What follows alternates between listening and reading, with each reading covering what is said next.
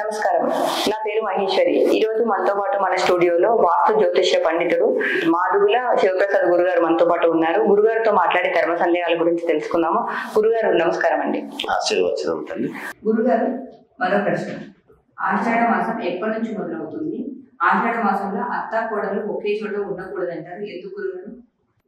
ఆషాఢ మాసం అనేటువంటిది ప్రారంభం ఎప్పుడు అంటే మనకు మొదటి నుంచి కూడా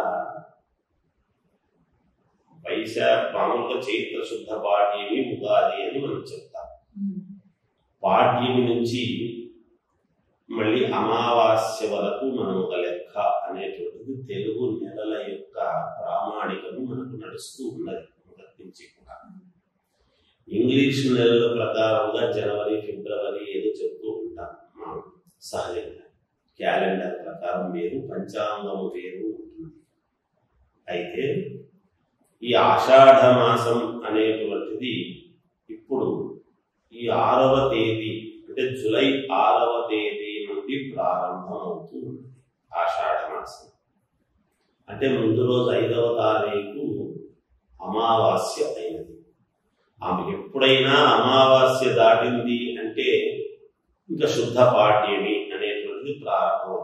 శుద్ధ పాడ్యమి నుంచి ప్రారంభమయ్యేటువంటిది ఏ నెల అయినా అంతే. ఆషాఢమైన, శ్రావణమైన, భాద్రపదమైన అమావాస్య అయింది అంటే మళ్ళీ మామూలుగా పాడ్యమి నుంచి ప్రారంభం అనేది ఉంటుంది. అలాగే తెలుగు నెల ప్రకారంగా ఇప్పుడు మామూలుగా జూలై 6వ తేదీ నుండి ప్రారంభమవుతూ వస్తూ ఉన్నది. మామూలుగా ఆషాఢ మాసం అని మనకు తెలుగు నెలల ప్రకారం. ఈ ఆషాఢ మాసము మళ్ళీ అమావాస్య దాకా ఉంటుంది. ఈ అమావాస్య మరుసటి రోజు నుంచి మళ్ళీ అమావాస్య దాకా ఈ ఆషాఢ మాసమే. శుద్ధ ఆషాఢము, బహుళ ఆషాఢము అంటే పౌర్ణమికి ముందు శుద్ధము, పౌర్ణమి తర్వాత మామూలుగా బహుళపక్షం అని చెప్తూ ఉంటాం. మనం శాస్త్రంలో చెప్తాం అలా. సరే, ఈ ఆషాఢ మాసంలో అత్త కోడళ్ళు ఒకే ఇంట్లో ఉండకూడదు అనేటువంటిది ఒకటి. అలాగే అత్త అల్లుడు కూడా ఒకే చోట ఉండకూడదు అనేటువంటిది ఉన్నది. అది ఎప్పుడు కొత్తగా పెళ్ళైనటువంటి జంటలకు మనం అది గమనించాలి. ప్రతి సంవత్సరము ఆషాఢ మాసం వచ్చింది అంటే అత్త అల్లుడు ఉండకూడదు, చేయకూడదు అనేటువంటిది కాదు. మొట్టమొదటిసారి వివాహమైన తర్వాత వెంటనే వచ్చేటువంటి ఆషాఢ మాసం అనేటువంటిది ఉన్నప్పుడు కాబట్టి వీళ్ళు అలా ఉండకూడదు అనేటువంటి భావనతో కోడల్ని అత్త పుట్టింటికి పంపించడం జరుగుతుంది, అత్తగారింటి నుండి. అంటే దాని అర్థం ఏమిటంటే ఒకే గడపలో ఒకే గడప అంటే మన ఇంటికి ప్రధానంగా ఇంటి ముఖద్వారము అన్నప్పుడు ముఖద్వారానికి గడప ఉంటుంది. ఆ గడప దాటకూడదు అనేటువంటిది చెప్తారు. అలా అందుకని పుట్టినింటికి పంపించడం, ఆషాఢ మాసము పుట్టింటికి వెళ్ళింది అనేటువంటి భావనతో పంపించిన తర్వాత శ్రావణ మాసము రాగానే ఈ ఆషాఢ మాసము అనేటువంటి దానికి సంబంధించినటువంటివి కొన్ని చోట్ల వాళ్ళ ఆచారాల ప్రకారంగా ఆషాఢ పట్టి, శ్రావణ పట్టి అనేటువంటివి ఉంటాయి.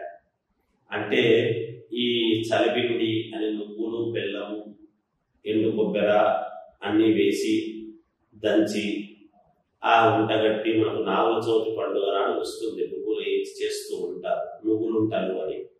అలా నువ్వులుంటలు ఇవన్నీ కూడా ఏవో చలిపిండి అని తీసుకువెళ్ళి అక్కడ పట్టీలాగా ఇచ్చి వస్త్రాలు అన్ని తీసుకొని పోయి ఇచ్చేటువంటివి కొంతమందికి ప్రాంతీయ ఆచారాలు ఉంటాయి, కొంతమందికి ఉండకపోవచ్చు. అది తప్పేమీ కాదు. కాకపోతే మామూలుగా అత్త అల్లుడు ఒకే ఇంట్లో ఉండకూడదు, అత్త కోడలు ఒకే ఇంట్లో ఉండకూడదు అని అనడంలో కోడలు అత్త ఉండకూడదు అని భార్యాభర్తలు కలిసి ఉండకూడదు అనేటువంటిది ఏమీ లేదు. అలాగని పూర్వం పెద్దవాళ్ళని వదిలిపెట్టేసి పిల్లలు ఎక్కడికి పోయేటువంటి సాంప్రదాయం ఆనాడు ఉండేది కాదు. చాలా ఏళ్ల క్రితం తల్లిదండ్రులని నమ్ముకుని ఉదయం లేస్తే పొలాల పనులు, అవి ఇవి వ్యవహారాలు, చాలా పెద్ద కుటుంబాలు. అప్పుడంతా ఉమ్మడి కుటుంబాల్లాగా ఉండేవి గతంలో. ఇప్పుడు ఎవరివంతు వాళ్ళు ఉద్యోగాల రీత్యా ఎవరంతకు వాళ్ళు ఎక్కడో వేరే చోట ఉంటూ ఒకే ఊర్లోనే ఉండినా కొడుకు కోడలు ఇద్దరు ఉద్యోగాలు చేస్తున్నారు కాబట్టి ఆఫీసులకు దగ్గర అవుతుంది అని అక్కడ ఆఫీసుకు దగ్గరగా ఒక ఇది తీసుకొని ఉండటం, వీళ్ళు ఎక్కడో ఉండటం, ఇలాంటివేమో జరుగుతూ ఉన్నాయి. కానీ పూర్వం అలా ఉండేది కాదు.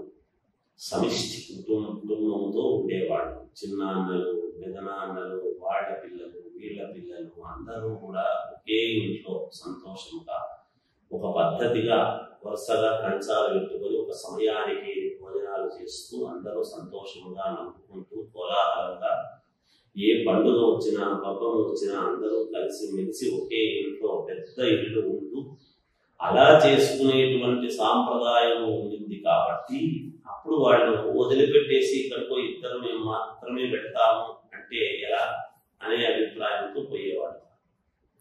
అందుకని అత్తగారికి పంపించి చేసేటువంటి వాళ్ళు చేస్తూ ఉన్నారు. అలా ఇంటికి పంపించేసిన తర్వాత ఇలా పట్టి తీసుకువెళ్ళి మళ్ళీ పసుపు కాలని తీసుకొని మళ్ళీ ఆయన ఇంటికి రమ్మని చెప్పడం, ఇవన్నీ పిలుచుకురావడము, ఇవన్నీ జరిగేటువంటివి. అందువల్ల జరిగేది. అలా నడిస్తే ఏదో చిన్న చిన్న వాటి సమస్యలు రాకుండా అన్ని ఒక పద్ధతి ప్రకారముగా వీళ్ళ యొక్క జీవితం బాగుండాలి. అత్తాకోడళ్ళు కూడా కలిసిమెలిసి జీవితంలో సంతోషంగా ఆ ఇంట్లో ఎన్నో ఏళ్లు గడపవలసినటువంటి వాళ్ళు కాబట్టి ఏ అరమరికలు రాకుండా ఉండటానికి కావాల్సినటువంటి జాగ్రత్తలు అన్నీ కూడా తీసుకునేటువంటి వారు పూర్వం నుంచి వస్తూ ఉండేటువంటి ఆచారం ఇది. అందువలన ఆషాఢ మాసం అని అనగానే మామూలుగా కొత్తగా పెళ్ళైనటువంటి వాళ్ళు మాత్రం ఆమె అక్కడికి పుట్టింటికి పంపించడం అనేది జరుగుతూ ఉంటుంది. తద్వారా వాళ్ళు కొద్ది రోజులు సంతోషంగా పుట్టింట్లో పెళ్ళయింది అనగానే అత్తగారింట్లోనే ఉంటున్నారు, ఇంటికి రాకూడదు, చేయకూడదు అనేటువంటి భావనలు లేకుండా అలా అప్పుడప్పుడు వెళ్ళి రావటం అనేటువంటిది ఒక్కసారిగా మర్చిపోవాలి అంటే ఎవరు మర్చిపోయేటువంటి తత్వం కాదు.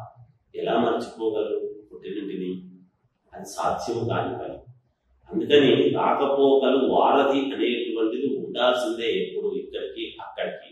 అందుకనే పుట్టినింటి యొక్క గౌరవము, మెట్టినింటి యొక్క గౌరవాన్ని రెండిటినీ కూడా ఒక స్త్రీమూర్తి తన ఔన్నత్యముతో అటువైపు నుంచి ఇటువైపు, ఇటువైపు నుంచి అటువైపుకు రాకపోకలు ఉండాలి అనేటువంటి భావనతో మంచి వారధిలాగా ఉంటుంది ఆమె. నిజానికి ఆమె మనస్సు అలా ఉంటుంది ఇప్పుడు కూడా. అంటే అలాగని ఇక్కడ విషయాలు అక్కడ చెప్పి, అక్కడ విషయాలు ఇక్కడ చెప్పి ఇబ్బందులు రాకుండా ఏ సమస్యలు ఉండినా తాను సమన్వయం చేసుకుంటూ, మనం చూడండి మధ్యలో ఒక నది ప్రవహిస్తూ ఉందనుకోండి, ఒక వంతెన అటు ఇటు ఉంటుంది. మనం ఈ నదిని దాటాలి, గంభీరమైనటువంటి నదిని దాటాలి అంటే ఆ వంతెన ఎక్కి వెళుతూ ఉంటాం అటువైపు ఇటువైపు. వీళ్ళందరూ మనమందరినీ కూడా ఎంత ఆ వంతెన అనేటువంటిది బరువు పడ్డా కూడా అంతమందిని అటువైపు ఇటువైపు పంపిస్తూ ఆ ఆనందాన్ని ఆహ్లాదకరంగా సంతోషంగా ఉండేట్టుగా ఎలా చూస్తుందో అలాగే ఒక స్త్రీమూర్తి కూడా ఔన్నత్యం ఇంకా గొప్పగా చెప్పవచ్చు. అందుకని ఆషాఢ మాసము అని అనగానే కొత్తగా పెళ్ళైనటువంటి వాళ్ళు అత్తాకోడళ్ళు ఒక చోట ఉండకూడదు అని. అంతేగాని ఇంకా ప్రతి సంవత్సరము ఆషాఢ మాసం వస్తూనే ఉంటుంది. ఇంకా రెండవ ఆషాఢ మాసము, మూడవసారి వచ్చే ఆషాఢ మాసము, 30వసారి వచ్చే ఆషాఢ మాసానికి కలిసి ఉండకూడదు అనేది ఏం లేదు. మొదటిసారి మాత్రము అలా ఉండటము శ్రేయోదాయకము కాదు అని పంపించి మళ్ళా పిలుచుకురావటము చేయటము, ఏదో వాళ్ళకి ఇవ్వాల్సినటువంటి అమ్మాయికి ఇవ్వాల్సిన చీర సారాయి ఇచ్చి, అవసరమైతే వాళ్ళ పెద్దవాళ్ళకు కూడా వస్త్రాలు పెట్టి ఇదొక వేడుకలాగా చేసుకునేటువంటి కొన్ని ప్రాంతాలలో సాంప్రదాయబద్ధంగా వస్తున్నది. కొంతమందికి ఉండకపోవచ్చు కూడా, తప్పు లేదు, ఉండే తీరాలి అనేది ఉంటుంది. అందువల్ల ఈ ఆషాఢ మాసం యొక్క గొప్పతనము ఈ విధంగా ఉంటుంది. ఇలా వాళ్ళ అత్తా కోడలు, మామూలుగా అత్త అల్లుడు. ఇప్పుడు ఏముంది, అత్తా కోడలు ఉండకూడదు అన్నారు కదా, మరి నేను పోయి అత్తగారి ఇంట్లో ఉండాలి అని అల్లుడు అనుకోవడానికి లేదు. అక్కడ కూడా అత్త అల్లుడు కూడా ఒకే గడప దాటకూడదు అనేటువంటిది ఒకటి. పోనీ మీ పాటికి మీరు ఉండండి, మేమిద్దరం ఎక్కడికైనా ఏ హనీమూన్కు ఎక్కడికో వెళ్తాములే అనేటువంటి భావంతో కొంతమంది అలా కూడా వెళ్తూ ఉంటారు ఈ మధ్య కాలంలో వేరే వేరే చోట్లకు. అయితే ఒక వారం పోవచ్చు, 10 రోజులు పోవచ్చు, కానీ ఆషాఢ మాసం మొత్తం నిరంతా పోవాలంటే కుదరదు కదా ఎవరికైనా, అలా కాని పని కదా. అందుకని మామూలుగా ఇలా కొన్ని పద్ధతుల ప్రకారంగా పాటిస్తూ చేసుకుంటూ కుటుంబాలు సంతోషముగా ఉండటానికి కావాల్సినటువంటి నిర్ణయాలు చేసుకుంటూ జయప్రదముగా, యశోవంతముగా, అనుకూలవంతముగా ముందులుగాక అని తెలియజేస్తూ జయవస్తుంది. గురుగారు చాలా చక్కగా ఉంచారు. ధన్యవాదాలు.